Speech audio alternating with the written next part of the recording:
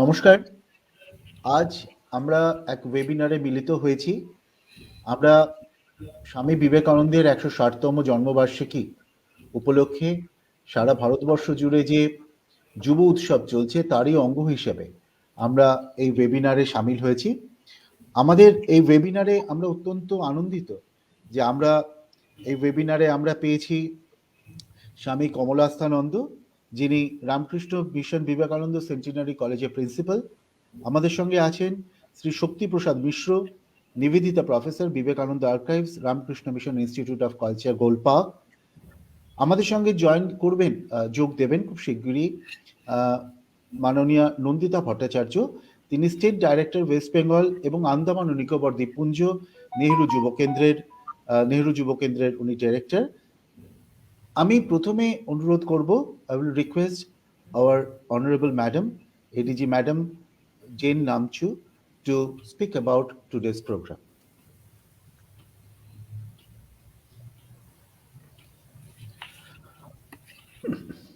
Sound. Mic is off. Yeah. Good afternoon. Namaskar. It is indeed a privilege to have such a distinguished guest in our webinar today. And we are really grateful that Swami Kamalasthanda, Sri Shakti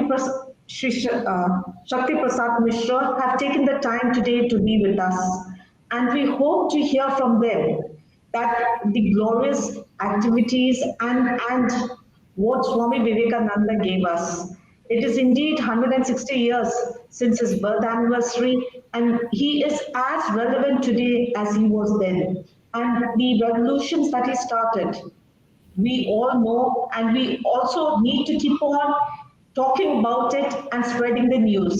As the Government of India celebrates the 12th of January as a Youth Day. And this is why we are also asking Nehru Yuva Kendra, who works with the youth across the country through volunteers, to also talk about what is the government's activities. In this youth festival that we had, which was just concluded yesterday, it was a thing that we were given this as Saksham Yuva, Shakti Yuva. Without a skilled youth, we cannot have a powerful nation. So I hope that this afternoon we can spread this message across. Over to you, Chitra or Sandeepan. Yes, Chitra di. Thank you, madam. তো আমরা আমাদের মূল অনুষ্ঠানে আসছি এবার। আমি প্রথমেই অন্য কিছু বলার আগে যে আমাদের এই অনুষ্ঠানটা আজকের অত্যন্ত গুরুত্বপূর্ণ, কারণ যেটা ম্যাডাম বললেন যে তিনি তখনও যেরকম প্রাসঙ্গিক ছিলেন, স্বামী বিবেকানন্দ এখনো তেমনই প্রাসঙ্গিক। তো এই প্রসঙ্গেই আমি প্রথম শ্রী শক্তিপ্রসাদ মিশ্রর কাছে যাব, যে উনি যদি আমাদের বলেন যে তার বিবেকানন্দের প্রাসঙ্গিকতা, মানে এখনকার যুবদের ওপরে তার প্রাসঙ্গিকতা কতখানি, এই নিয়ে যদি উনি কিছু বলেন। নমস্কার। প্রথমেই সকৃতজ্ঞ ধন্যবাদ জানাই আপনাদের এই অনুষ্ঠানের আয়োজন করার জন্য এবং আমন্ত্রণের জন্য। তা মূল যে কথাটি মিসেস জেন নামচু বললেন আর মিস চিত্রাদিও বললেন যে স্বামী বিবেকানন্দ আজও রেলিভেন্ট। স্বামী বিবেকানন্দ যুবা আইকন। তা কেন আজও আমরা স্বামী বিবেকানন্দের দিকে তাকিয়ে আছি, কেন তিনি রেলিভেন্ট, এই বিষয়ে আলোচনা করার আগে আমি দুটো কথা বলে নেব। কি? প্রথম কথা, সন্দীপন বাবু গত পরশুদিন ফ্লায়ার পাঠানোর পরে উনি আরো কয়েকজনের সঙ্গে শেয়ার করার কথা আমাকে বললেন, আমি দু একজনকে পাঠাই। তো ফ্লায়ারে লেখা ছিল যে মূল আলোচ্য বিষয় ইয়ুথ আইকন স্বামী বিবেকানন্দ। প্রাপকদের একজন আমাকে ফোন করে বললেন যে স্বামীজি সত্যি ইয়ুথ আইকন। ইয়ুথ আইকন হওয়ার জন্যই তিনি জন্মেছিলেন এবং যুবা বয়সেই চলে গেলেন। ইয়ুথ আইকন হওয়ার জন্যই তিনি জন্মেছিলেন এবং যৌবন উত্তীর্ণ হওয়ার আগেই তিনি চলে গেলেন। তিনি যথার্থই ইয়ুথ আইকন। কথাটা আমার ভালো লাগলো, এই প্রসঙ্গে আসবো। সেই সঙ্গে আরেকটা কথা, গতকাল আমরা যখন সবাই একসাথে বসেছিলাম তখন চিত্রাদি একটা বললেন যে আপনি প্রসঙ্গক্রমে দু একটি কম জানা ঘটনার যদি উল্লেখ করেন তাহলে বেশ ভালো হয়। তা আমি প্রথমে দুটো ঘটনার একটু উল্লেখ করি যেটা আমাদের কাছে খুব হয়তো পরিচিত নয়। কেন এই কথাটা বলছি? প্রথম কথা, যে মানুষটাকে কিন্তু আমাদের ভালোবাসতে হবে। ভালো না বেসে থাকতে পারি না এমন ব্যক্তিত্ব স্বামী বিবেকানন্দ। স্বামীজি তো বহুমাত্রিক ব্যক্তিত্ব ছিলেন। তার মধ্যে কখনো আমরা দেখেছি মহারিষির প্রজ্ঞা, আবার কখনো দেখেছি শিশুর সারল্য। অসাধারণ এই ব্যাপারটা, যে কখনো মনে হয় যেন অখণ্ডের ঋষি, আবার কখনো মনে হয় আমাদেরই একজন, আমাদেরই মতোই তিনি ঠাট্টা তামাশা করছেন। এইরকম একটা ঘটনার উল্লেখ করি। স্বামী বিবেকানন্দ তখন বেলুড় মঠে আছেন, জোসেফিন ম্যাকলাও তিনিও তখন বেলুড় মঠে আছেন। কে এই জোসেফিন ম্যাকলাও? প্রচন্ড ব্যক্তিত্বশালী এই মহিলা। ইংল্যান্ড এবং আমেরিকায় যারা অত্যন্ত পাওয়ারফুল পার্সনস, যারা ক্ষমতাবান অভিজাত সম্প্রদায়, তারাও কিন্তু এই জোসেফিন ম্যাকলাওকে বিশেষভাবে সমীহ করতেন। তো এই জোসেফিন ম্যাকলাওকে স্বামী বিবেকানন্দ জো বলে ডাকতেন। আর জোসেফিন ম্যাকলাও স্বামীজির চেয়ে বয়সে বড় হলেও প্রচন্ড শ্রদ্ধা করতেন। এবং তিনি একটা কথা বলেছিলেন যে আমি জীবনে দুজন মাত্র পুরুষ সিংহকে দেখেছি, দুজন পুরুষ সিংহকে দেখেছি। একজন হচ্ছেন জার্মান সম্রাট কাইজার এবং আরেকজন হচ্ছেন স্বামী বিবেকানন্দ। তা এই যে মহিলা স্বাভাবিকভাবেই ম্যানার্স, এটিকেট, কাটসি এইসব ব্যাপারে ভীষণ সচেতন ছিলেন, ভীষণ সচেতন ছিলেন। এবার স্বামীজি তার তো ওই শিশুর ভাবও অনেক সময়, তো তার হঠাৎ একটা কি ইচ্ছে হলো, তিনি তখন একদিন ঠিক করলেন যে জোকে নিয়ে মজা করবেন। জো বলে ডাকতেন জোসেফিন ম্যাকলাওকে। তো স্বামীজি তখন খোকা মহারাজকে ডাকলেন। কে খোকা মহারাজ? স্বামী সুবোধানন্দজি, ছোট্ট খাট্ট চেহারা এবং অত্যন্ত সহজ সরল মানুষটি, কিন্তু প্রজ্ঞা সম্পন্ন। যাই হোক, তো তিনি খোকা মহারাজকে ডেকে বললেন, একটা জিনিস দিলেন, দিয়ে বললেন যা এই জিনিসটা তুই জোকে দিয়ে আয়। আর শোন, তুই যে জিনিসটা দিবি খুব খুশি হয়ে জো নিশ্চয়ই থ্যাংক ইউ বলবেন। আর তুই কি বলবি? তুই সঙ্গে সঙ্গে একদম স্ট্রেট হয়ে দাঁড়িয়ে বলবি ডোন্ট কেয়ার, ডোন্ট কেয়ার বলে চলে আসবে, একদম দাঁড়াবি না। তখন সরল খোকা মহারাজ স্বামীজির আদেশ অনুযায়ী ওই জিনিসটা নিয়ে গেলেন। জোসেফিন খুশি হয়ে থ্যাংক ইউ বললেন, আর খোকা মহারাজ ডোন্ট কেয়ার বলে পিছন ফিরে চলে গেলেন। এবার যা হবার তাই হলো। যত ভয়ঙ্কর উত্তেজিত এবং রাগে কাঁপতে কাঁপতে স্বামীজির কাছে এসে হাজির। স্বামীজির কাছে এসে আবার দেখছেন যে খোকা মহারাজ ওখানে দাঁড়িয়ে আছেন। তখন রেগে চিৎকার করে বলছেন, what right has this guy have to humiliate me like this? What right has this lad to humiliate me? খুব উত্তেজিত হয়ে বলছেন। স্বামীজি তার ওই অভিব্যক্তি দেখে বাচ্চা ছেলের মতো মুখ করে ফিক করে হেসে দিলেন। এবং তখন জোসেফিন ম্যাকলাওয়ের বুঝতে বাকি রইল না যে কে ব্রেন বিহাইন্ড। উনিও তখন কপট রাগ দেখে চলে গেলেন। এইরকম একটা খুব সাধারণ কিন্তু যেন আমাদের কাছের, আমাদের আপনজন। তা স্বামীজির সারল্যের আরেকটা ছোট্ট ঘটনা বলে আমি মূল বক্তব্যে চলে আসবো। তখন তিনি আমেরিকায় আছেন, আর স্বাভাবিকভাবেই স্বামীজির সারল্যে মার্কিনী মায়েদের মাতৃত্ব সেটা উদ্বোধিত হতো। তো এক আমেরিকান পরিবারে তিনি আমন্ত্রিত হয়েছেন, আরো অনেকে এসেছেন। স্বামীজি আরো অন্যান্য সবাই খাওয়া দাওয়া করছেন। স্বামীজির খাওয়া শেষ, আপন মনা শিশুর মতো সবাই চাইছে যে স্বামীজি আরো কিছুক্ষণ তাদের মধ্যে থাকুন, তাদের সঙ্গে সময় কাটান।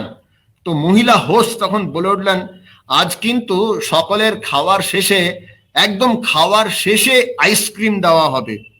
তখন স্বামীজি বাচ্চা ছেলের মতো মুখ করে বসে পড়লেন, মন্তব্য করলেন যে মহিলাদের স্বভাবই হলো পুরুষদের প্রলোভিত করা। হ্যাঁ, স্বভাবই হলো পুরুষদের প্রলোভিত করা। যাই হোক, আমি এই যে দুটো কথা বললাম, কেন বললাম, এই যে লক্ষ্য করুন কেন আমরা তাকে যুবা আইকন বলছি, যুবা আইকন বলছি। যেমন ওম প্রসাদ আমাকে যখন ফোন করে বলল যে সত্যি তিনি ইয়ুথ আইকন, লক্ষ্য করুন যে তিনি জন্মেছেন এইটারই জন্য, তার শরীরে চলে গেল কিন্তু যৌবন উত্তীর্ণ হওয়ার আগেই। এটা কিন্তু একটা অদ্ভুত ঘটনা, অদ্ভুত ঘটনা। যেন Swamiji is made for the youth, Swamiji is made for the youth. লক্ষ্য করুন, তিনি তো চিরযুবা এবং তার সমস্ত কীর্তিগুলো, 18 বৎসর বয়সে তিনি শ্রীরামকৃষ্ণের কাছে গেলেন, 23 বৎসর বয়সে তিনি রামকৃষ্ণ মঠ মিশনের যে আদি সেই বরানগর মঠ প্রতিষ্ঠা করলেন, পরিব্রাজক বিবেকানন্দ হলেন। তারপরে 30 বৎসর বয়সে তিনি অভাবনীয় একটা কাণ্ড কারখানা ঘটালেন, শিকাগো ধর্ম মহাসভায় ভারতবর্ষের বিরাট গরিমার কথা তুলে ধরলেন। 3.5 বছর পাশ্চাত্যের বিভিন্ন জায়গায়, ইংল্যান্ড, আমেরিকায়, বিভিন্ন জায়গায় ভারতের যে গৌরবময় ঐতিহ্য, why India can't die, why India is for the world, ভারতবর্ষের গরিমা কোথায়, সেটা বিভিন্নভাবে তুলে ধরলেন 3.5 বছর ধরে। 34 বছর বয়সে তিনি ঐতিহাসিক প্রত্যাবর্তন করলো এবং তার ফলে নিদ্রিত ভারত জেগে উঠল। আর সেই সময় ওই 34 বছর বয়সে তিনি দেশ ও জাতিকে এক বিরাট উপহার দিলেন, সেই উপহার হচ্ছে রামকৃষ্ণ মিশন। তো আমরা দেখতে পাচ্ছি যে স্বামী বিবেকানন্দ এইভাবে ছোট্ট একটা সময়ের মধ্যে হেউ ঢেউ ফেলে দিলেন। 39 বৎসর, তারপরে 40 হওয়ার আগেই তার শরীর চলে গেল। দেহি বিবেকানন্দ নেই, কিন্তু বিদেহী বিবেকানন্দ নিত্য বর্তমান, বিদেহী বিবেকানন্দ নিত্য বর্তমান।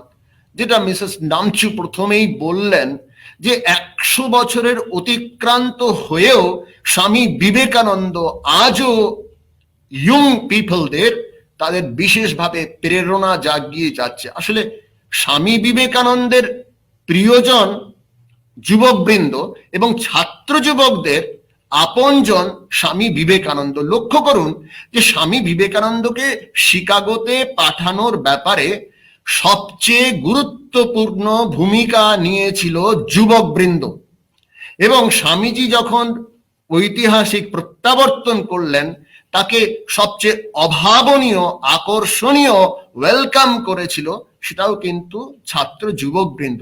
ছাত্র যুবকবৃন্দের স্বাভাবিকভাবেই স্বামী বিবেকানন্দের প্রতি একটা ভালোবাসা আছে। এই যে আমরা বলছি না যুব নায়ক, ইয়ুথ আইকন, তার মধ্যে সমস্ত কিছু নায়কোচিত, সমস্ত কিছু নায়কোচিত।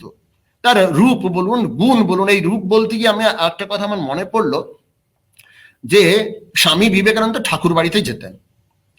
রবীন্দ্রনাথের অগ্রজ দ্বিজেন্দ্রনাথের ছেলে ছিলেন দীপেন্দ্রনাথ।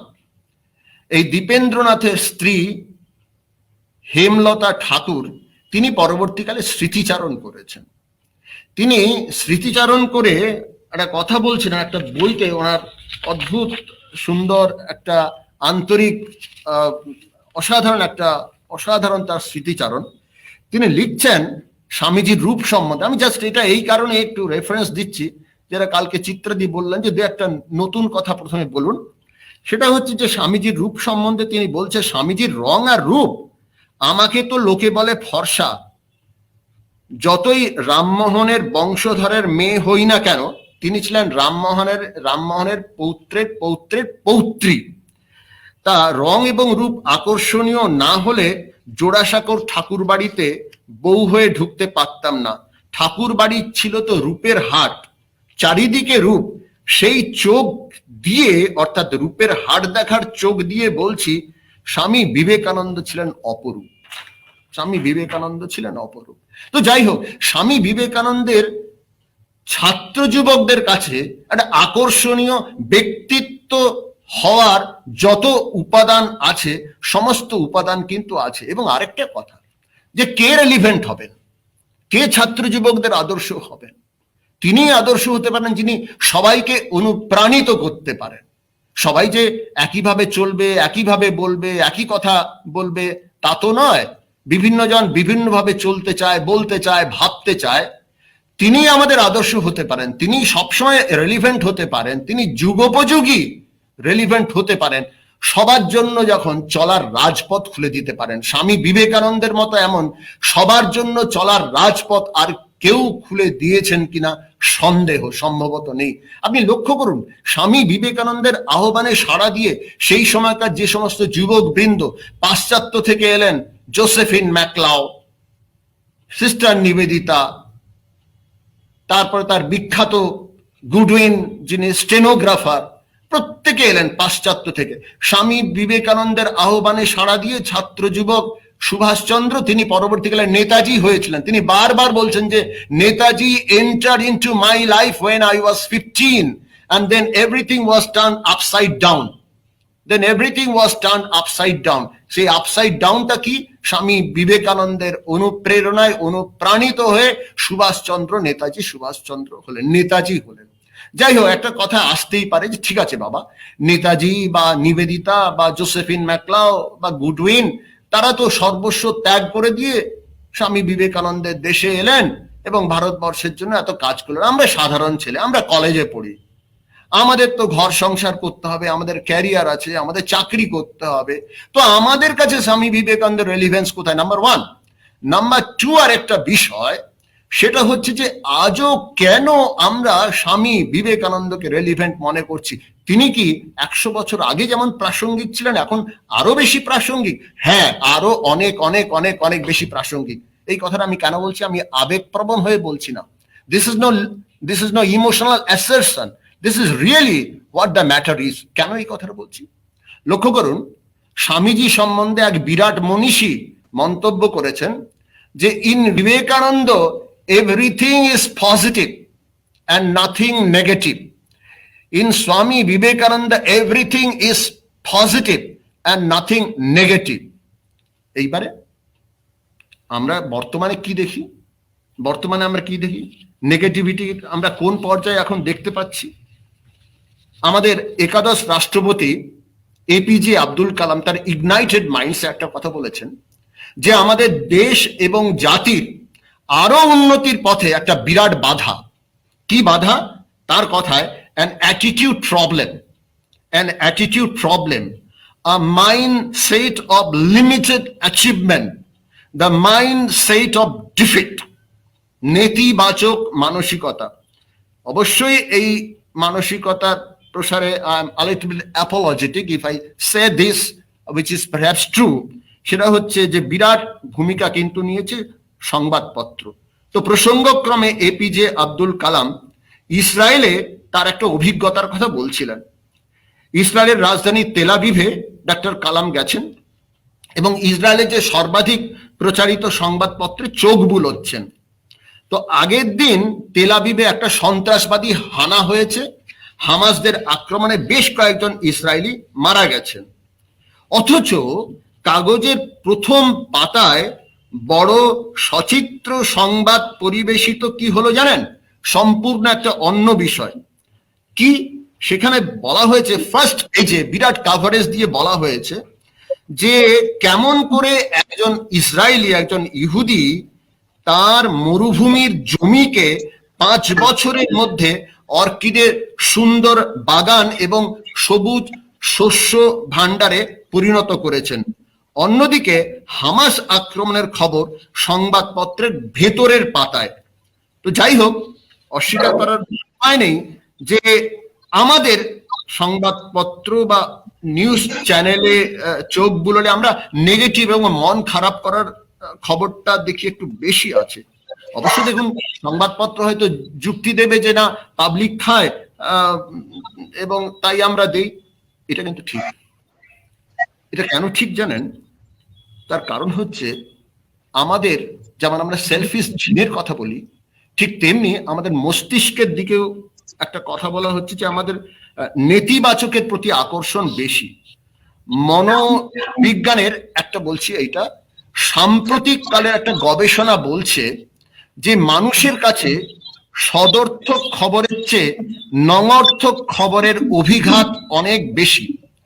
আমাদের মস্তিষ্কের স্বাভাবিক প্রবণতা হলো নেতিবাচক নঙর্থক ঘটনায় বেশি প্রভাবিত হওয়ার। তাহলে আমাদের কি করতে হবে? বলা হচ্ছে যে ভারসাম্য বজায় রাখতে যথেষ্ট পজিটিভিটির যোগান দেওয়া দরকার, যথেষ্ট পজিটিভিটির যোগান দেওয়া দরকার।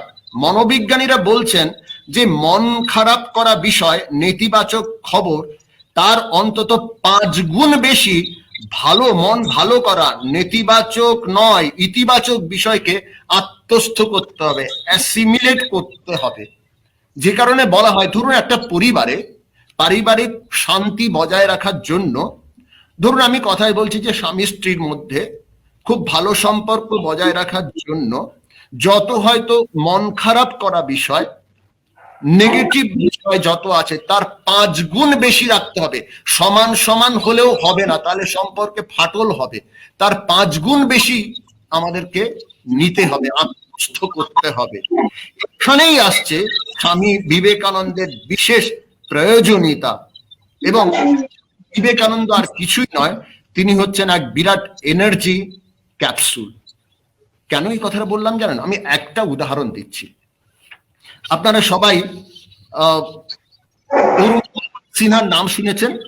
কে এই অরুণিমা সিনহা? আপনারা জানেন যে 2011 এপ্রিলে তিনি লখনৌ থেকে দিল্লি যাচ্ছিলেন এবং জাতীয় স্তরে তিনি ফুটবল প্লেয়ার। এক বিরাট দুর্ঘটনা ঘটে, মর্মান্তিক একটা ঘটনা ঘটে। কেন ঘটে, কিভাবে ঘটে সেটা যাচ্ছি না। মূল বিষয়, তার হাঁটুর নিচের থেকে একটা পা বাদ দিতে হয়। বেরিলির একটা হসপিটালে ভর্তি ছিলেন তিনি। ঘটনাচক্রে তারপরে স্বামী বিবেকানন্দের বইয়ের তাতে তিনি একটা অদ্ভুত স্বপ্ন নিলেন। ভলিবল তার হয়তো তিনি ঠিক করলেন, আমি এই জাপানে এভারেস্ট বিজয়ী হব, এবং তিনি তাই হয়েছিলেন, এভারেস্ট জয় করেছিলেন। এবারে একটা কথা, যে এভারেস্ট যাওয়ার পথে তিনি বহুবার স্বামীজির ছবি দেখছিলেন। উনি এভারেস্ট যখন উইন করেন সেখানে আমাদের জাতীয় পতাকা এবং স্বামীজির ছবি রেখে এসেছিলেন। তো তার বারবার এই ছবি বের করা দেখে তখন শেরপা একবার বললেন যে आप क्या बात बार बार वो पिक्चर क्यों देख रही है, क्यों ये फोटो आप देख रही हो बार बार? তখন তিনি একটা কথা বলেছিলেন যে ये मेरा एनर्जी कैप्सूल है, ये मेरा एनर्जी कैप्सूल है। দেখুন, আমি যে বলতে চাইছি, এই একটা ছোট্ট উদাহরণ দিলাম। এই একজন যার পা কেটে গেছে, পা পুরোপুরি বাদ দিতে হয়েছে, এক পা, এভারেস্ট জয় করেছেন এবং 7টা দেশের, 7টা মহাদেশের, 7টা উপমহাদেশের সর্বোচ্চ শৃঙ্গ তিনি জয় করছেন। এইরকম অভিজ্ঞতা কিন্তু আনাচে কানাচে বহু মানুষের আছে, বহু মানুষের আছে। আমি একটা ছোট্ট আরেকটা ঘটনার উল্লেখ করি, কেন তিনি রেলিভেন্ট, আজও আমাদের কাছে রেলিভেন্ট।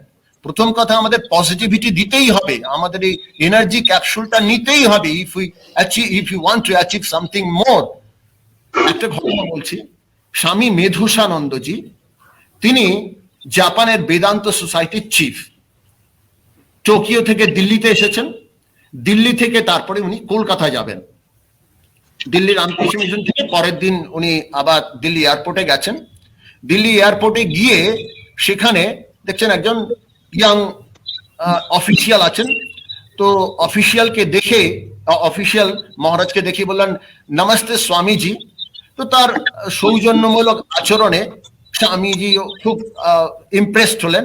তখন স্বামী মেধুসানন্দজি ওই অফিসিয়ালকে জিজ্ঞেস করছেন, ইয়াং ম্যানকে জিজ্ঞেস করছেন কিছুক্ষণ কথা বলার পরে, আপ স্বামীজি কো জানতে হো? তখন উনি একটা কথা বলেছিলেন, কন নেহি জানতা, 16 रुपए मेरा जीवन बदल दिया, 16 रुपए मेरा जीवन बदल दिया। স্বামী বিবেকানন্দকে কে না জানে? তার লেখা 16 টাকার বই বাণী সংকলন, সেটা আমার জীবনকে বদলে দিয়েছে। এইরকম কত উদাহরণ আছে, কত উদাহরণ আছে। একটা সাধারণ ছেলে, সে অর্থের অভাবের জন্য উচ্চশিক্ষা লাভ করতে পারেনি, প্রাইমারি স্কুলে ঢুকেছিল এবং প্রাইমারি স্কুলে ঢোকার পরে তার অনেক বড় হবার স্বপ্ন ছিল। তারপরে ও ভাবছে, আচ্ছা স্বামী বিবেকানন্দ তো বলেছেন, একটা ছোট্ট বাণী কিভাবে তার জীবনে পরিবর্তন এলো। What you think you become, what you think you become.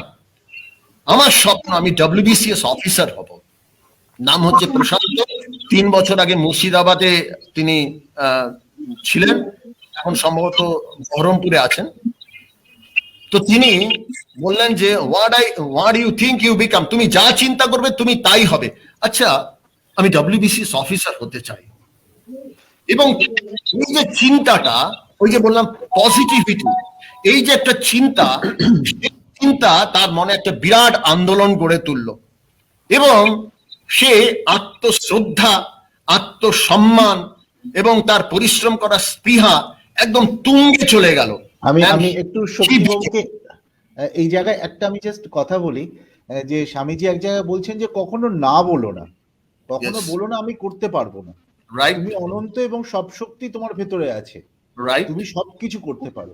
আপনি যে এনার্জির কথাটা বলছিলেন, যে এই যে এনার্জি এবং মানুষকে উদ্বুদ্ধ করা, যেমন উনি বলছেন জগতে যদি কিছু পাপ থাকে তবে দুর্বলতাই সেই পাপ। সর্বপ্রকার দুর্বলতা ত্যাগ করো, দুর্বলতাই মৃত্যু, দুর্বলতাই পাপ। মানে আমি বলতে চাইছি যে এখানে আপনারা সবাই বিদগ্ধ মানুষ, কিন্তু সামান্য এই যে কথাগুলো, এগুলো হয়তো অনেকে বিশ্বাস করে বা অনেকে হয়তো জানে, কিন্তু কতজন বিশ্বাস করে। স্বামীজির প্রাসঙ্গিকতা আমার মনে হয় সেই জায়গাতেই, যেখানে উনি বিশ্বাসটাকে আমাদের মনে গেঁথে দিচ্ছেন, যে ব্রহ্ম হতে কীট পরমাণু সর্বভূতে সেই প্রেমময়, মন প্রাণ শরীর অর্পণ করো সখাই সবার পায়, জীবে প্রেম করে যেইজন সেইজন সে বিছে ঈশ্বর। এই যে জিনিসটা, অর্থাৎ প্রত্যেকটা বিষয়, প্রত্যেকটা আঙ্গিকে আমার স্বামী বিবেকানন্দ আমাদের জড়িয়ে আছে। আমাদের প্রত্যেকটা মুহূর্তে যেন ওনাকে আমরা ফিল করি, স্বামীজির কথা। হ্যাঁ, আমি আপনাকে একটু মাঝখানে বললাম, আপনি খুব চমৎকার কথা বললেন। এই প্রসঙ্গে আমি দুটো কথা বললি, ঠিকই। নাম্বার 1, আপনি তাই বললেন যে কতজন বিশ্বাস করে। We will forget Swami Vivekananda, we will neglect Swami Vivekananda only at our peril. Nobody wants peril. এইবার আপনি ভারী সুন্দর কতগুলো কোর্স বললেন, যে all power is within, all power is within and you have to manifest it. এটা কেবলমাত্র কল্পনার বিষয় নয়।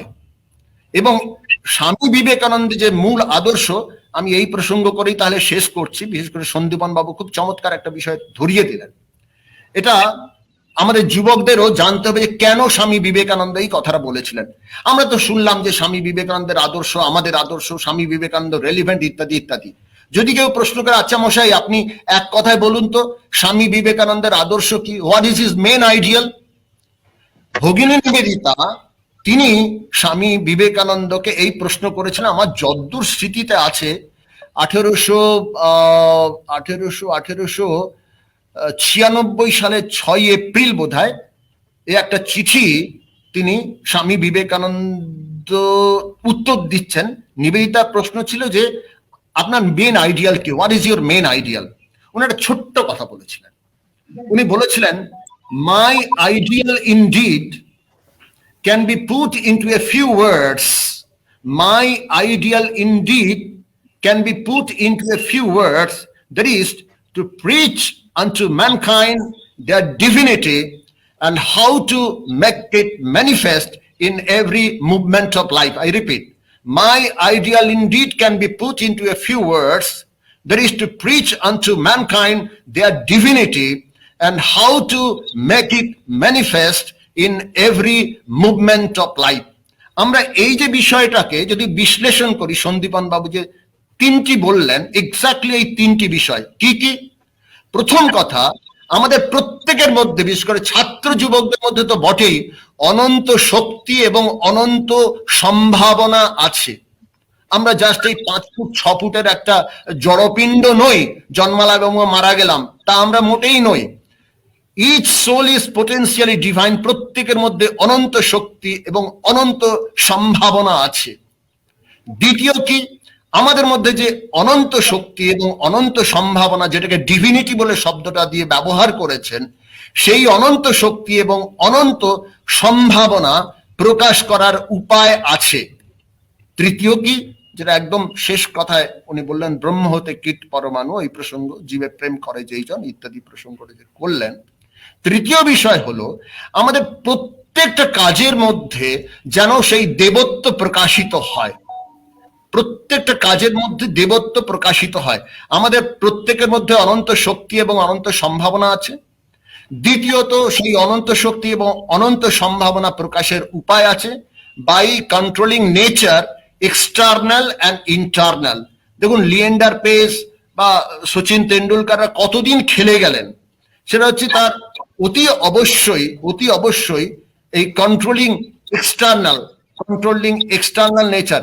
তারপরে যখন একটা হাইটে গেলেন, যেমন সুনীল গাভাস্কর একটা কথা বলেছিলেন যে highest level of cricket is played in mind, highest level of cricket is played in mind. সেইটা কিন্তু সচিন তেন্ডুলকার করে দেখিয়েছেন এবং লিয়েন্ডার পেস এতদিন খেলে গেছেন। সেটা হচ্ছে বাই কন্ট্রোলিং নেচার, এক্সটার্নাল এবং ইন্টারনাল। আমার মনে হয় এটা ব্যাখ্যা করার খুব বেশি প্রয়োজন নেই। আর তৃতীয় যে গুরুত্বপূর্ণ বিষয়, যে whatever we do manifest our divinity, অর্থাৎ প্রত্যেকটা কাজ, প্রত্যেকটা কর্ম, সেটা আস্তে আস্তে work as worship, work is worship. আমি এই একটা কথা বলে শেষ করছি যে দেখুন, আমাদের দেশে সত্যিকারের তাকান্ত, আমাদের দেশে জ্ঞান, ভক্তি, বিবেক, বৈরাগ্য, বুদ্ধদেবের অষ্টাঙ্গ মার্গ, শঙ্করাচার্যের মায়াবাদ, তারপরে বিবেক বৈরাগ্য নিয়ে কত কত কত কত আছে। কিন্তু কি জানেন, কর্ম নিয়ে কিন্তু আমাদের বিরাট একটা দর্শন গড়ে ওঠেনি, কর্ম নিয়ে বিরাট একটা দর্শন গড়ে ওঠেনি। যে কারণে স্বামী বিবেকানন্দ অত্যন্ত আনন্দের সঙ্গে, অত্যন্ত মুগ্ধ হয়েই বলেছিলেন যে জাপানের যে কর্মপ্রবণতা বা পাশ্চাত্যের যে কর্মপ্রবণতা, সেগুলো খুব লডিং করেছিলেন। তবে তবে তবে স্বামী বিবেকানন্দ আমাদেরকে জার্মান বলুন বা আমেরিকান, পাশ্চাত্য ইত্যাদিদের যে একটা ফিলসফি আছে, he just gave us a better philosophy, a great philosophy of work, great philosophy work he himself gave us. তিনি আমাদের দিয়েছিলেন। সেটা কি? সেটার কিছুই নয়, একটা আস্তে আস্তে আস্তে আস্তে হোয়াট এভার আই ডু। ধরুন, হয়তো আমরা যে যা করছি, আমি ক্লাসে পড়াচ্ছি, আপনি একটা অফিসে কাজ করছেন, বা একজন ডাক্তার তিনি রোগীকে দেখছেন, সমস্ত কিছু করাটা একটা স্পিরিট অফ পূজার মধ্য দিয়ে। দূর মশাই, হয় নাকি? হ্যাঁ হয়। রামকৃষ্ণ মিশনের সাধুদের দেখবেন যে সেখানে তারা হয়তো they are dressing vegetables, and dressing vegetables is equal to doing puja in the temple. Here Kamal Asthanandaji, he is the principal of Rohada Ramakrishna Mission College. তিনি যে কাজ করছেন, তার আরেকজন সহকর্মী সন্ন্যাসী যিনি হয়তো অফিসে রয়েছেন, they are having the same spirit, তারা পুজো করছেন। সুতরাং কর্ম পুজো হবে না আমার একটা যন্ত্রণার বিষয় হবে, সেটা ডিপেন্ড করছে আমার অ্যাটিটিউডের ওপরে, আমার অ্যাটিটিউডের ওপরে। তো যাই হোক, এই যে ফিলসফি অফ ওয়ার্ক, এটা আজ ভারতবর্ষে ভীষণ ভীষণ ভীষণ রকম জরুরি। তাহলে আমরা কেন স্বামী বিবেকানন্দকে রেলিভেন্ট বলবো? অবশ্যই গ্রেট ইন্সপায়ার পার এক্সেলেন্স। এইরকম ইন্সপিরেশন 100 বছর আগেও যেমন দিয়েছেন, এখনো দিচ্ছেন, বিশেষ করে যখন আমাদের পজিটিভিটির ভীষণ রকম দরকার। আর দ্বিতীয় আরেকটা যেটা খুব গুরুত্বপূর্ণ, আমাদের সারা ভারতবর্ষে এটা ছড়িয়ে ওঠা উচিত, সেটা হচ্ছে স্বামী বিবেকানন্দের ফিলসফি অফ ওয়ার্ক। এই বিষয় নিয়ে আজকে আর আলোচনা করার বিশেষ সময় নেই, ভবিষ্যতে এই বিষয় নিয়ে একটা বিরাট কিন্তু আলোচনা আমরা করতে পারি যে কি তার philosophy of work, and why should it reach every home, every office, not only in Ramakrishna Mission institutions. আপনাদের সবাইকে অনেক ধন্যবাদ, অনেক নমস্কার। এরপরে যদি কথোপকথনের কোনো প্রশ্ন আছে আমরা আলোচনা করব। ধন্যবাদ আপনাদের, কৃতজ্ঞতা জানাই। শ্রী মিশ্রকে অনেক ধন্যবাদ। অনেক অজানা তথ্য, জানা তথ্য এবং অত্যন্ত সুন্দরভাবে তিনি আমাদের সামনে বিভিন্ন তথ্য তুলে ধরেছেন। তো আমরা রিয়েলি খুব আনন্দিত আর কি এই ব্যাপারের জন্য। তো আমরা এই বিষয়ে এবার কমলাস্থানন্দজি মহারাজের কাছে যাব। তো ওনারা তো মিশনের মাধ্যমে বহু লোকের মধ্যে আর কি চেতনা জাগ্রত করে থাকেন। জেনারেলি বহু লোক তাদের কাছে যান। তো তারা প্রচার করে থাকেন। তো আমি, উনি কি আছেন লাইনে? হ্যাঁ হ্যাঁ আছেন। হ্যাঁ আছে। রূপম, উনি কি লাইনে আছেন? আছেন আছেন। আচ্ছা আচ্ছা, ওনার ইয়েটা বোধহয় অফ আছে। না, আমি তো শুনতে পাচ্ছি। আমি ওনার কাছে একটু জানতে চাইছিলাম যে কিভাবে, আচ্ছা আচ্ছা, তো কিভাবে আপনারা এই যুব দিবস এবং যুব সমাজের মধ্যে বিবেকানন্দের বাণী সঞ্চারিত করার জন্য কি ধরনের উদ্যোগ নিয়ে থাকেন বা কিভাবে এটা করে থাকেন?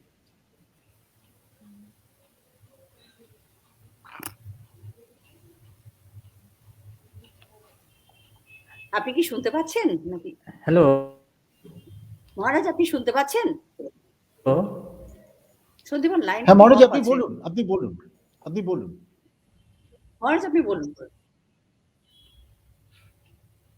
মনে হচ্ছে কানেকশনের কোনো গন্ডগোল হচ্ছে। মহারাজ যতক্ষণ না আসেন আমরা ততক্ষণ একটু নন্দিতা ম্যাডামের কাছ থেকে শুনে নিই যে আপনাদের তো নন্দিতা ম্যাডামদের যেটা কাজ মূলত নেহেরু যুব কেন্দ্র সংগঠন, এবং সেখানে যুবকদের নিয়ে আপনাদের সব অনুষ্ঠান, সব প্রোগ্রাম সবকিছু করেন আপনারা। স্বামী বিবেকানন্দের জন্মদিনকে উদ্দেশ্য করে বা স্বামী যেটা আমরা যুব দিবস হিসেবে পালন করছি, এই দিনটিকে লক্ষ্য করে এবং এই দিনটিকে উদ্দেশ্য করে আপনারা কি ধরনের অনুষ্ঠান বা কিভাবে স্বামীজি সম্পর্কে একটা চেতনা জনমানুষে পৌঁছে দেবার কাজ করছেন? নন্দিতা ম্যাডাম, আপনি শুনতে পাচ্ছেন? হ্যালো, শোনা যাচ্ছে? হ্যালো, বলুন। সকলকে নমস্কার। আমাদের, আপনারা তো সকলেই জানেন যে আমাদের প্রত্যেক বছর আমরা এই জাতীয় যুব সপ্তাহ, যেটা 12ই জানুয়ারি থেকে শুরু হয়, 19শে জানুয়ারি পর্যন্ত চলে, আমাদের ভারতবর্ষের বিভিন্ন প্রান্তে, আমাদের প্রত্যেকটি জেলায় আমাদের যে নেহেরু যুব কেন্দ্রের অফিস কাজ করছে যেখানে, সেখানে আমরা কিন্তু সাড়ম্বরে এই সপ্তাহটাকে পালন করি। এবং আমাদের কাছে, শুধু আমাদের কাছে না, সারা বিশ্বের কাছে স্বামী বিবেকানন্দ আমাদের যুবক যুবতীদের icon.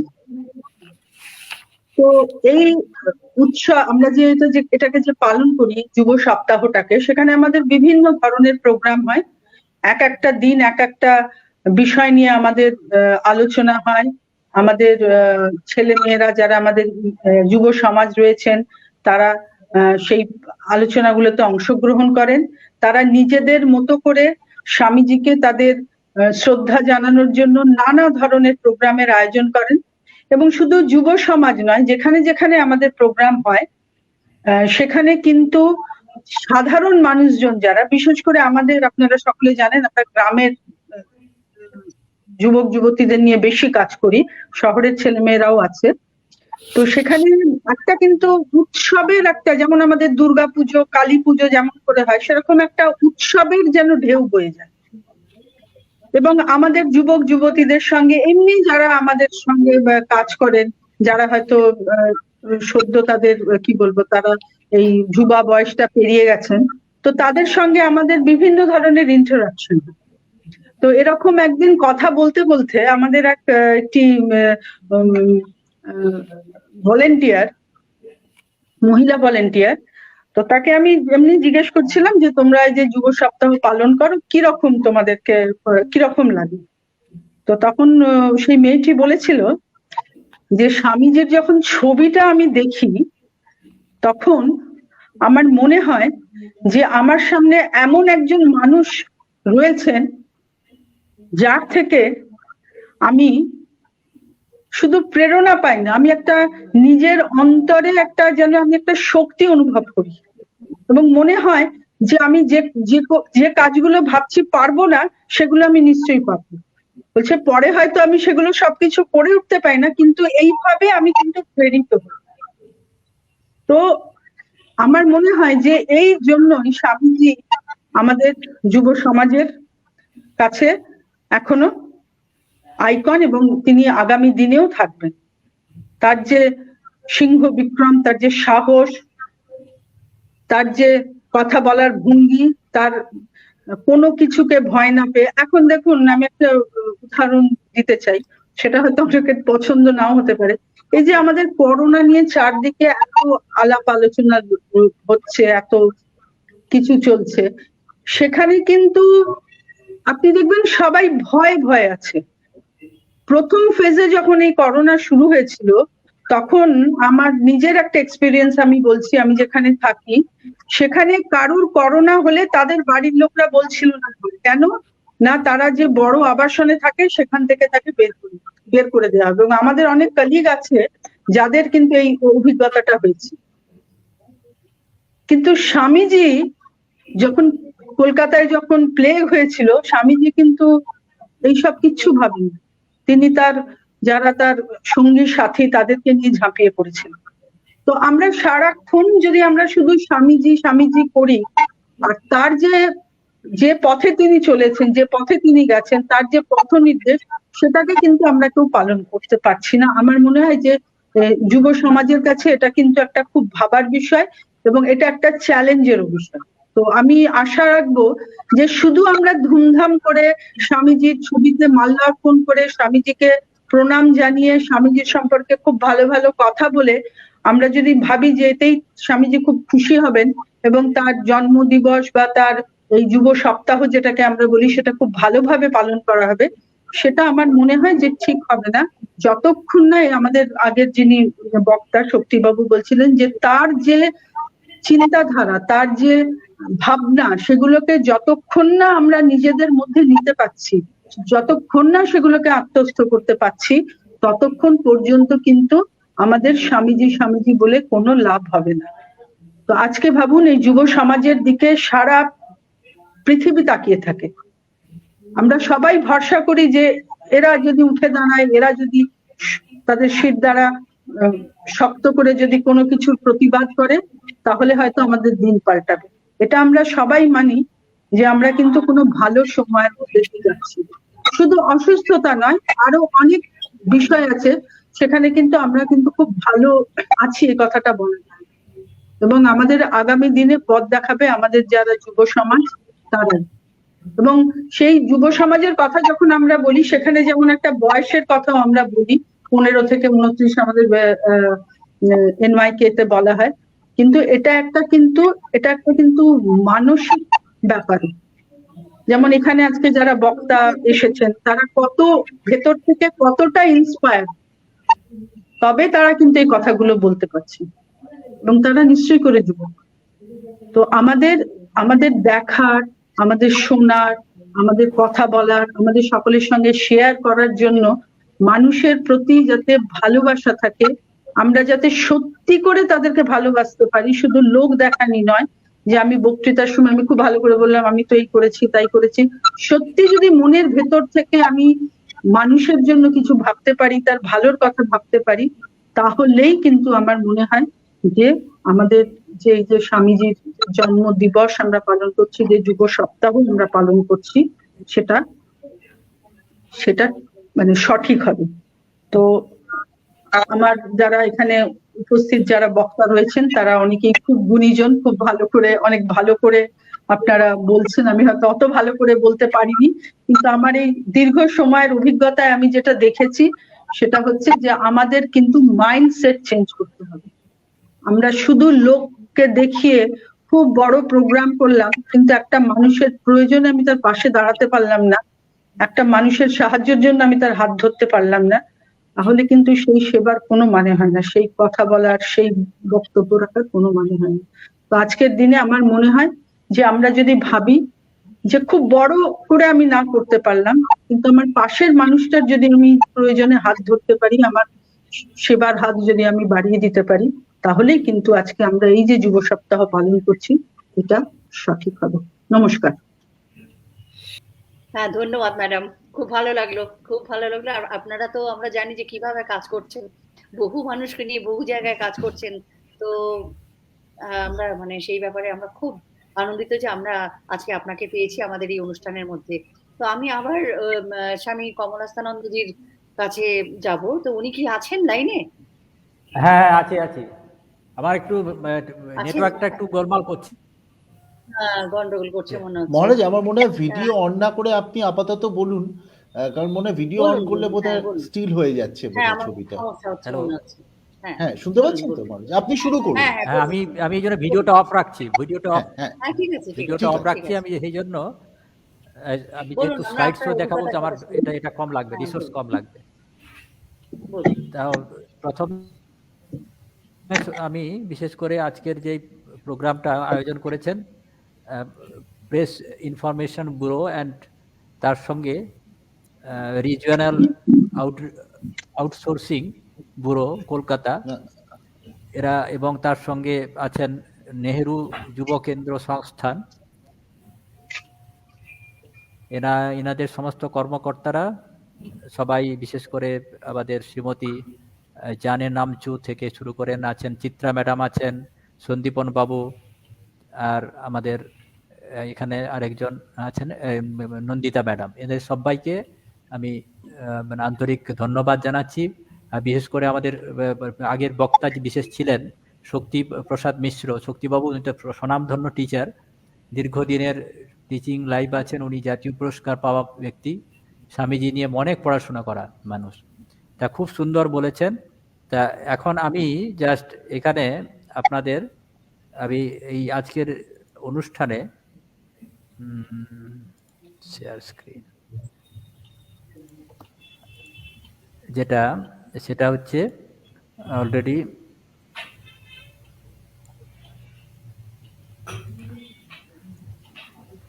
Swami Vivekananda and youth development. Swami Vivekananda, সবাই তো একটু আগে সবাই বুঝতে পেরেছে যে স্বামী বিবেকানন্দ হচ্ছে যুব শক্তির প্রতীক। তা সেটা একটু আমি জাস্ট আরেকবার একটু তলিয়ে দেখার চেষ্টা করছি যে সারা পৃথিবীতে ইউথের ডেফিনেশন বিভিন্নভাবে দিয়ে থাকে, যেমন UN secretariat youth 15 to 24 age, UNICEF adolescent 10 to 19, young people 10 to 24 age, and youth 15 to 24, UNICEF child up to 18, the African Youth Charter youth 15 to 35। তো মোরলেস দেখা যাচ্ছে সব জায়গাতে ইউথ সাধারণত 18 বছরের থেকে 30 বছরের মধ্যে একটা বয়সকে সাধারণত সারা পৃথিবীতে ইন্ডিকেট করছে। তা আমেরিকার 32nd প্রেসিডেন্ট রুজভেল্ট বলেছিলেন যে we can't always build the future of our youth, but we can build our youth for the future. আমাদের যুব সমাজকে ভবিষ্যতের জন্য তৈরি করতে হবে। এখন সারা পৃথিবীতে যে যুবক সমাজরা আছে আজকের দিনে, যেহেতু আজকের দিনে প্রাসঙ্গিকতা আলোচনা হচ্ছে, আজকের দিনে সারা পৃথিবীতে যে যুবকরা আছে তাদের মোটিভেশন নিয়ে একটা স্টাডি হয়েছিল। এটা কোনো থিওরিটিক্যাল নয়, এটা একটা স্টাডি, কোয়ান্টিটেটিভ স্টাডি করেছিলেন সংস্থা। সেখানে দেখা যাচ্ছে যে সারা পৃথিবীতে ইউথ 3টে বিষয়ে খুব বেশি করে ভাবে। একটা হচ্ছে commune, they need for connection and relationship, নিজেদের মধ্যে যোগাযোগ রাখতে খুব বেশি পছন্দ করে। Second thing, justice, need for social and personal justice. Third, authenticity, need for the right thing. তার মধ্যে দেখা যায় 90% ইউথই চাইছে যে সবার মধ্যে খুব গভীর যোগাযোগ যেন থাকে। তা এখানে ওই স্টাডিতে যেখানে 8টা কোশ্চেন করা হয়েছিল, তার মধ্যে একটা ছিল যে as a person who was loved by many people. তা এখানে দেখা যাচ্ছে যে ম্যাক্সিমাম মোর দেন 28% পপুলেশন সারা ওয়ার্ল্ডে, ইউথ পপুলেশন, তারা এটাকে বেশি প্রেফার করছে রাদার দেন অন্য অনেক কিছু, যে পাওয়ারফুল ব্যক্তিত্ব, যে বিউটিফুল, অ্যাট্রাকটিভ, এগুলো চাইতে কি তারা মানে ভালোবাসা পায়। অ্যানাদার থিং, সোশ্যাল মিডিয়াতে ইউথরা খুব বেশি মাত্রায় তারা যুক্ত থাকে, কারণ সেটা ভালোবাসে সোশ্যাল মিডিয়া।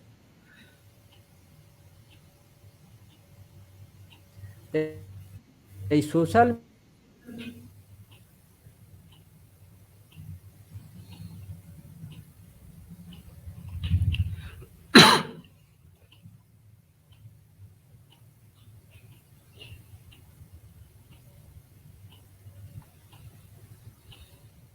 পাঁচ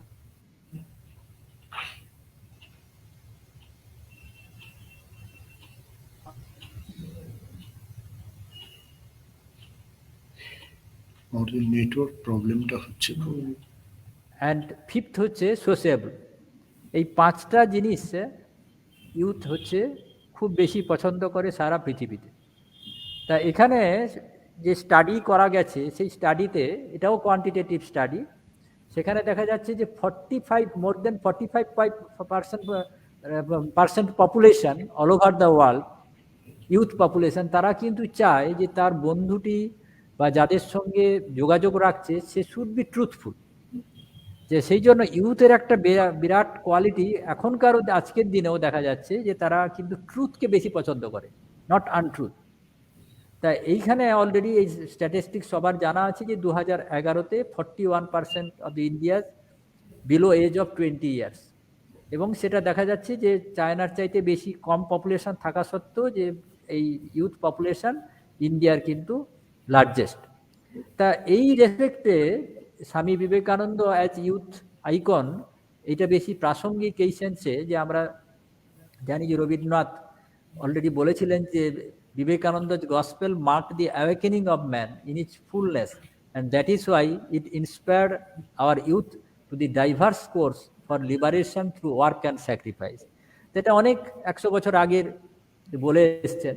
তা ইউথ এর জন্য যে মোটিভেশনটা এতক্ষণ ধরে আমরা তা শুনলাম, এখন দেখা যাক যে বিবেকানন্দ যে youth icon, according to Vivekananda ইউথের কি কোয়ালিটি স্বামীজি এক্সপেক্ট করেছিলেন, কোয়ান্টিটেটিভলি কি কোয়ালিটি। এই নয় যে এইটা হতে হবে, এইটা মোটামুটি দেখা যায় যে স্বামীজি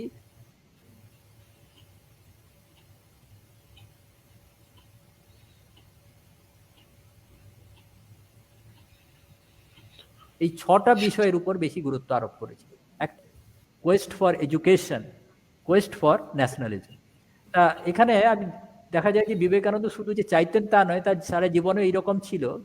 বিবেকানন্দ যখন বিবেকানন্দ হননি, যখন যুবক ছিলেন, যখন জেনারেল অ্যাসেম্বলি এখনকার স্কটিশ চার্চ কলেজে যখন পড়তেন, ওখানকার যে বিখ্যাত প্রফেসর উইলিয়াম হেস্টি তখনই নরেন্দ্রনাথ তার নাম ছিল, তখন দেখে বলেছিলেন নরেন্দ্রনাথ ইজ রিয়েলি জিনিয়াস। তিনি বলছিলেন যে সারা জার্মান বিশ্ববিদ্যালয়, কারণ অনেক বিশ্ববিদ্যালয়ে ঘুরেছেন, কিন্তু এইরকম জিনিয়াস স্টুডেন্ট উনি কোনোদিন দেখেন।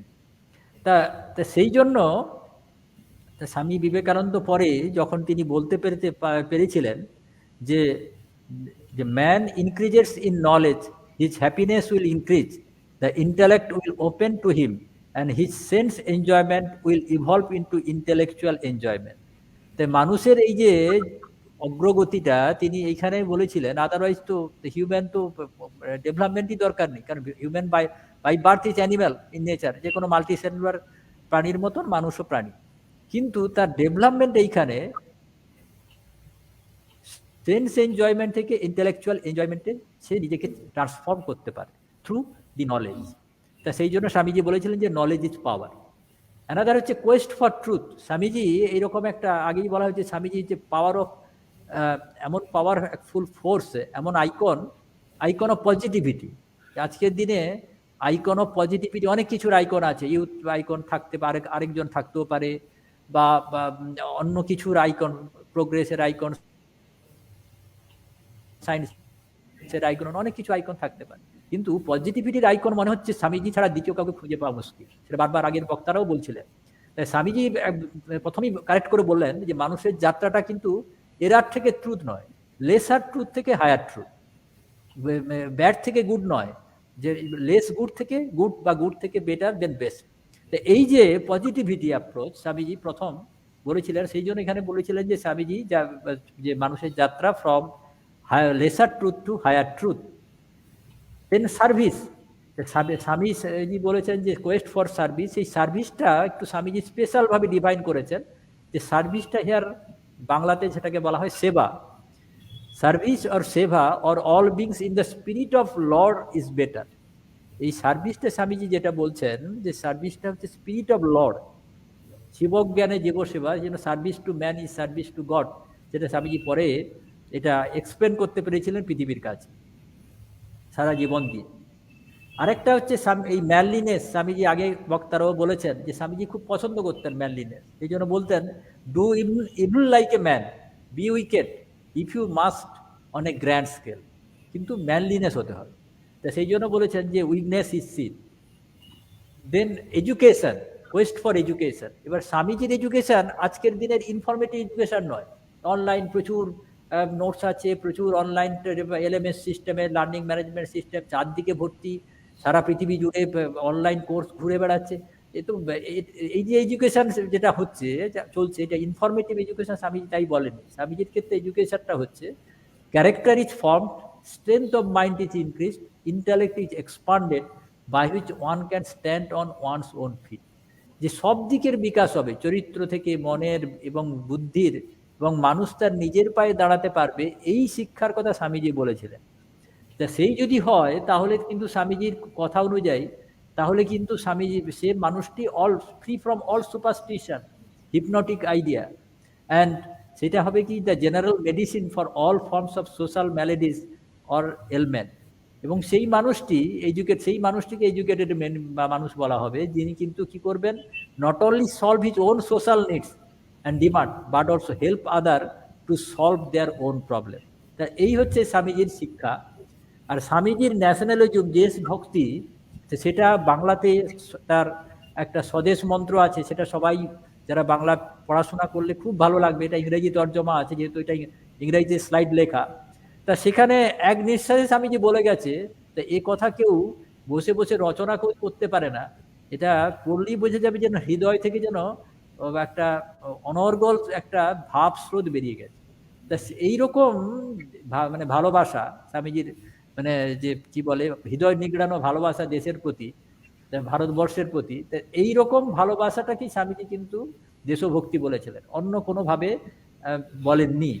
তাই তার পক্ষে সেই সমস্ত কথাগুলো যেগুলো বলা আছে, তা সেগুলো সবাই আমি জাস্ট পড়ছি না, এটা এক নিঃশ্বাসে পড়তে হয়, মাঝখানে পড়লে বোঝা যায় না। তা এইরকম যে স্বামীজির ন্যাশনালিজম ছিল, সেটা বুঝতে পারা যায় যে ভারতবর্ষের শেষ প্রান্তে কন্যাকুমারিকাতে তিনি বিদেশে যাওয়ার আগে 3 রাত্রি তিনি মেডিটেট করেছিলেন। সেখানে এখন বিবেকানন্দ মেমোরিয়াল আছে, ভেতরে গেলে সবাই দেখতে পাওয়া যায়, ভেতরটা এইরকম। তা এই যে বিবেকানন্দ মেমোরিয়াল হয়ে আছে, স্বামীজির এই যে ভারত মানে ধ্যান, এইটাই হচ্ছে তার দেশের প্রতি ভালোবাসা বা ভক্তি। সেইটা আমরা এখানে তুলে ধরার চেষ্টা করি। তা এইটা থেকে বোঝা যাচ্ছে যে স্বামীজির ইউথ ডেভেলপমেন্ট হচ্ছে Quest for knowledge, Quest for truth, Quest for service, Quest for strength, Quest for education, and lastly Quest for nationalism. তাহলে এই যে 6খানা জিনিস যদি ঠিক ঠিক ব্লেন্ডেড হয়, স্বামীজির মতন ঠিক ঠিক যুবশক্তি তৈরি হবে। সেটা শুধু ভারতবর্ষ নয়, সারা পৃথিবীর কাছে একটা বিষয়বস্তু হবে। সেটা এই যে স্বামীজি এই কথাগুলো বলেছে, শুধু ভারতবর্ষের ইউথ ডেভেলপমেন্ট নয়, সারা পৃথিবীর মানুষও আগামী দিনে এই স্বামীজিকে নিতে মানে চাইবে। কারণ এইরকম ইউনিফাইড মানে সমস্ত দিক থেকে ডেভেলপমেন্টের কথা মনে হচ্ছে খুব বেশি কেউ বলে উঠতে পারে। তা এই হচ্ছে, তা এখানে আমি শেষ করছি। তারপরে একটা অলরেডি আমাকে বলেছিল যে কিছু নতুন কথা স্বামীজি, নতুন কথা অনেককেই বলেছেন, নতুন কথা স্বামীজির কিছু নেই। নতুন কথা আমি শুধু একটু বলতে চাই যে স্বামীজির বিশেষ করে নিজের যে লেখা বাংলাতে চিঠিপত্রগুলো সবাই নিজের পত্রাবলী, যেটা সবাই নিজে পড়ুক। এটা পড়লেই স্বামীজির কিন্তু অজানা তত্ত্ব হচ্ছে স্বামীজি নিজেই নিজে। স্বামীজির কথা হচ্ছে সেটাই অজানা থাকবে যতক্ষণ না কেউ না নিজে পড়ে আত্মস্থ করছে। দ্বিতীয় জিনিস, ভারতবর্ষকে যদি জানতে হয়, অন্তত প্রত্যেক ইউথ যারা আছে তাদেরকে বলবো ভারতে বিবেকানন্দ বইটা পড়তে। ভারতে বিবেকানন্দ বইটা গল্পের চলে হোক, যেভাবে হোক, মানে যদি পড়া যায়, ভারতবর্ষে আছি অথচ স্বামীজির ভারতে বিবেকানন্দের এই বইটা যে মানে পড়লে অনেক কিছু জানতে পারা যায়, যে স্বামীজি ভারত সম্বন্ধে কি ভাবতেন, ভারতের মানুষ সম্বন্ধে কি ভাবতেন। আবার তৃতীয় যে জিনিসটা আমি সমস্ত যুবকদের বলবো, যে আরেকটি জিনিস স্বামীজির নিজের যে অনুভূতি ভারতবর্ষ সম্বন্ধে, বিশ্ব সম্বন্ধে, দেশবাসী সম্বন্ধে, সেটা হচ্ছে স্বামী শিষ্য সংবাদ। শরৎচন্দ্র চক্রবর্তী স্বামীজির শিষ্য ছিলেন, তিনি লিখে গেছেন, একবার নিজের কথা 1:1 কথা বলেছেন, যে স্বামীজি কিভাবে এরকম বলতে পারেন, ঘরোয়াভাবে বলতে পারেন তার অনুভূতির কথা। তা সেটা ওই স্বামী শিষ্য সংবাদ থেকে জানতে পারা যায়। তাই যারা বাংলা বোঝে, যারা বাংলা বুঝতে পারছে, এগুলো সবই কিন্তু বাংলাতে লেখা। তা সেই বইগুলো পড়লে স্বামীজির সম্বন্ধে সত্যি সত্যি অজানা জিনিস জানতে পারা যাবে। কারণ স্বামীজি কোনো গল্প জাদুর কথা নয় যে আমি গল্প করে সুন্দর ঘুম পাড়িয়ে দেবো, তা নয়। স্বামীজির কথা বললে আগেই কিছুক্ষণ আগে শক্তিদা বলছিলেন, এক একটা জীবন পাল্টে দিয়েছে, এক একটা মানুষ জীবন পাল্টে। স্বামীজির কথা শুনলে কিন্তু এইরকমই হবে, জীবন পাল্টাবে।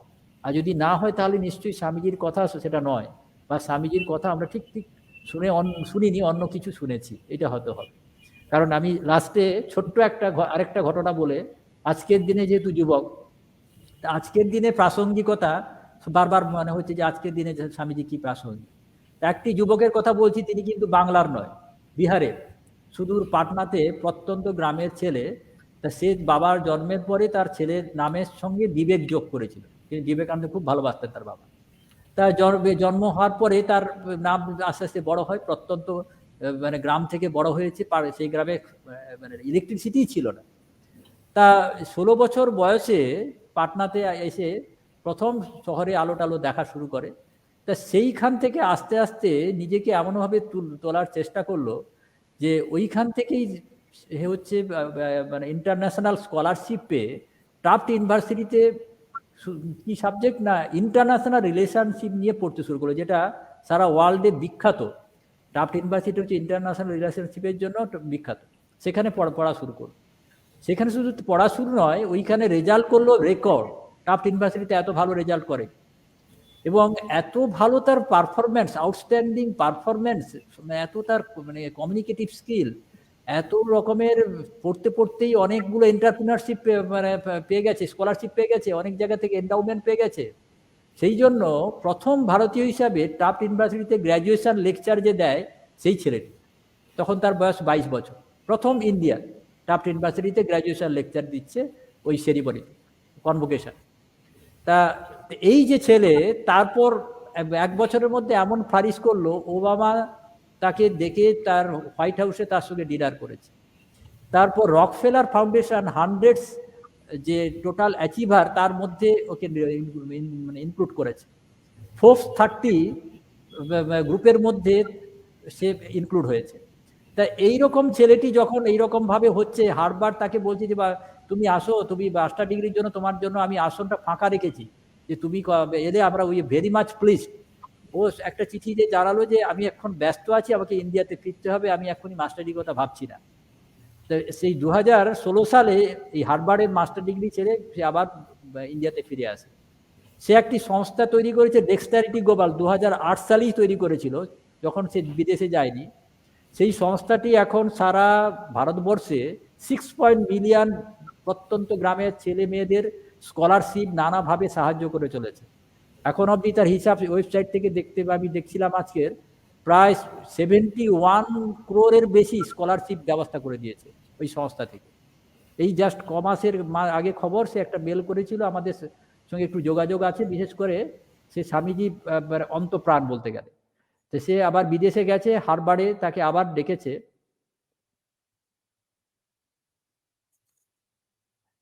হ্যালো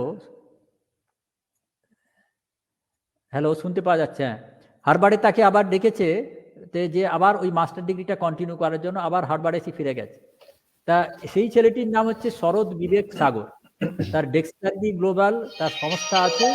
এই সংস্থা সারা ভারতবর্ষে এইভাবে সমস্ত ছেলেদের মানে এইভাবে হেল্প করছে কি করে এডুকেশন দিয়ে গ্লোবাল এক্সিলেন্সে পৌঁছে যেতে পারে।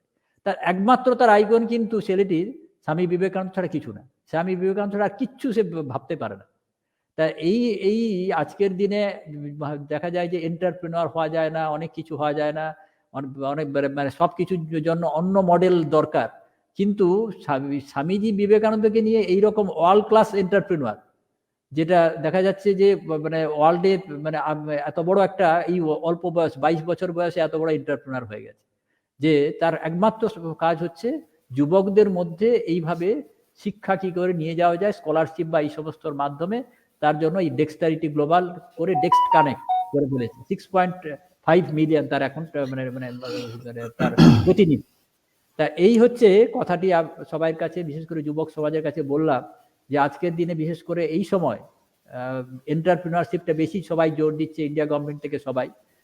তার জন্য বিদেশি মডেল নিশ্চয়ই দরকার, কিন্তু স্বামীজিও একটা বিরাট মডেল। সেই জন্য শরৎ বিবেক সাগরের কথা আমি বলে শেষ করছি।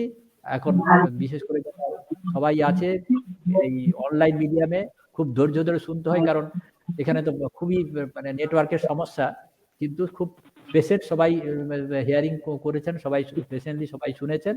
তাই আমি সবাইকে আন্তরিক ধন্যবাদ, যুবকরা যারা আছো সবাইকে আন্তরিক অভিনন্দন জানিয়ে আমার বক্তব্য এখানে শেষ করছি। ধন্যবাদ মহারাজ। আমি শুধু এইটুকু বলি যে স্বামীজি যে কথা বলেছিলেন, বিবেক সাগরের কথা শুনে আমার সেটাই মনে হচ্ছে যে ওঠো জাগো, যতদিন না লক্ষ্যস্থলে পৌঁছচ্ছ থেমো না। এইটা বোধহয় স্বামীজির যে বাণী, সেটা বোধহয় একেবারে উনি অন্তরের স্থল থেকে বিশ্বাস করেছেন। আর স্বামীজি আরেকটা কথা বলেছিলেন যে বড় হতে গেলে কোনো জাতির বা ব্যক্তির পক্ষে তিনটে জিনিস প্রয়োজন। সেটা হচ্ছে সাধুতার শক্তিতে প্রগাঢ় বিশ্বাস, হিংসা ও সন্দিগ্ধ ভাবের একান্ত অভাব, এবং যারা সৎ হতে বা সৎ কাজ করতে সচেষ্ট তাদের সহায়তা করা। আমার মনে হয় যে আমাদের আজকে আলোচনার যে বিষয়বস্তু ছিল, তাতে স্বামীজির এই যে বক্তব্যগুলো, অর্থাৎ এবং সব থেকে বড় কথা উত্তিষ্ঠতে জাগ্রত, যে ওঠো জাগো এবং থেমো না। ভালো কাজ করার জন্য অনেক বাধা বিঘ্ন আসবে, অনেক বাধা বিপত্তি আসবে। স্বামীজি যেমন যুব সমাজকে উদ্বুদ্ধ করার জন্য বলছেন যে শুধু শুধু গীতা পড়ে কিছু হবে না, তার থেকে বরং ফুটবল খেলো, স্বর্গের অনেক কাছাকাছি পৌঁছবে। স্বামীজি এই যে বক্তব্য, যে যেখানে যুব সমাজকে অদ্ভুতভাবে উনি উদ্বুদ্ধ করতে চাইছেন, সেই জায়গায় দাঁড়িয়ে আমার মনে হয় যে আজকের আলোচনাটা আমাদের খুবই প্রাসঙ্গিক আলোচনা হলো। এবং এ ব্যাপারে আমি চিত্রাদির কাছে যাব। চিত্রাদি, আপনি এই মানে অনুষ্ঠানটা ওয়াইন্ড আপ করার জন্য আপনাকে আমি অনুরোধ করছি। হ্যাঁ, আমি এটাও দেখছিলাম আজকের আলোচনা এতটাই ভালো হয়েছে যে যারা বাইরের দর্শক ছিলেন বা ফেসবুকে যারা দেখছেন, তারা অনবরত কমেন্ট করেছেন যে ভীষণ ভালো লাগছে। তো আমরা অনেক অজানা তথ্য, অনেক সুন্দর সুন্দর তথ্য জানলাম। তো মানে স্বামীজি যে এখনো কতটা প্রাসঙ্গিক এবং আমাদের মনের মধ্যেই বসে রয়েছেন, প্রতিটা পদে আমরা তার মানে প্রেরণা পেয়ে চলেছি। তা আমাদের আলোচনায় অংশগ্রহণ করার জন্য আমি কমলাস্থানন্দজি মহারাজ এবং শ্রী মিশ্র দুজনকেই এবং নন্দিতা ম্যাডাম সবাইকেই আমাদের তরফ থেকে অনেক ধন্যবাদ জানাচ্ছি। আমরা আশা করবো আগামী দিনে আপনারা আবার আমাদের পাশে থাকবেন। অনেক ধন্যবাদ জানিয়ে আমাদের অনুষ্ঠান এখানেই শেষ করছি। নমস্কার। নমস্কার। নমস্কার।